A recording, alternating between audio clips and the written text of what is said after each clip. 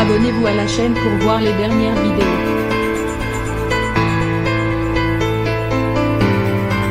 Tout comme le théâtre, la politique est une vaste scène où des acteurs et actrices de tous bords se donnent la réplique face à un public de plus en.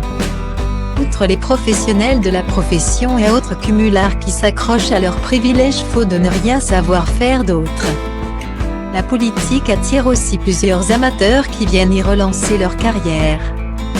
Ainsi, l'ancien judoka David Douillet a brillé telle une étoile filante au poste de ministre des Sports durant la présidence de Nicolas Sarkozy.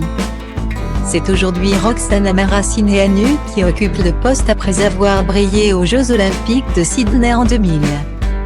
Mais le monde des arts compte également nombre de représentants reconvertis en politique.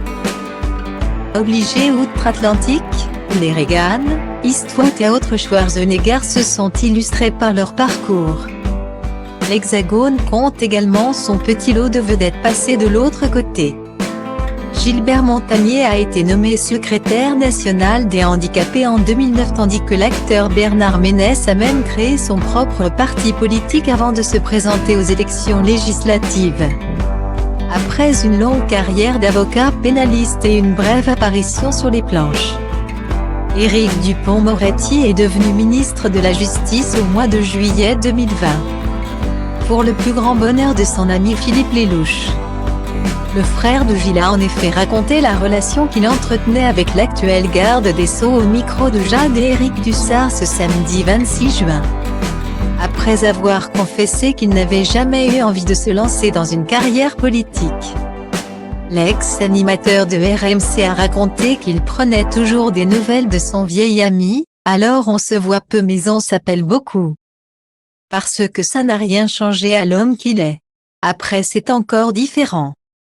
Éric est un avocat, l'un des plus grands avocats de ce pays, qui est devenu garde des Sceaux. Il est en plein dans ce qu'il sait faire. C'est une consécration absolument irrefusable. Il a également expliqué qu'avoir un ami aussi haut placé titillait bien évidemment sa curiosité, j'essaie de savoir des trucs. Non des agents secrets, des conneries. Je lui dis, maintenant qu'on est copains avec toi. Est-ce qu'on a le droit de tuer des gens par exemple? Ça ce sont des vannes qu'on lui fait. Ça le fait rire, parce que c'est un type extrêmement drôle. Non mais il est absolument très discret et puis tant mieux. Je n'aimerais pas qu'il me raconte. On lui pose des questions mais j'aime bien qu'il me dise je ne peux pas te répondre. Les deux hommes sont devenus proches lorsque Philippe Lelouch a mis en scène Éric Dupond-Moretti au Théâtre de la Madeleine dans son spectacle Éric Dupond-Moretti à la barre. Malheureusement arrêté après que ce dernier ait accepté ses nouvelles prérogatives, il nous a fait perdre un pognon fou.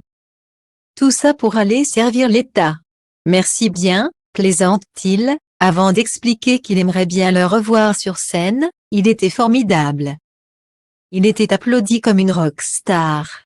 Je ne sais pas quel est l'avenir après ça. Je ne sais pas si lui le sait.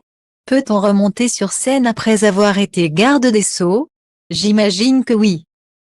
Rien ne l'empêche, seul l'avenir nous le dira. Peut-être pourra-t-il se renseigner auprès de Bernard Tapie.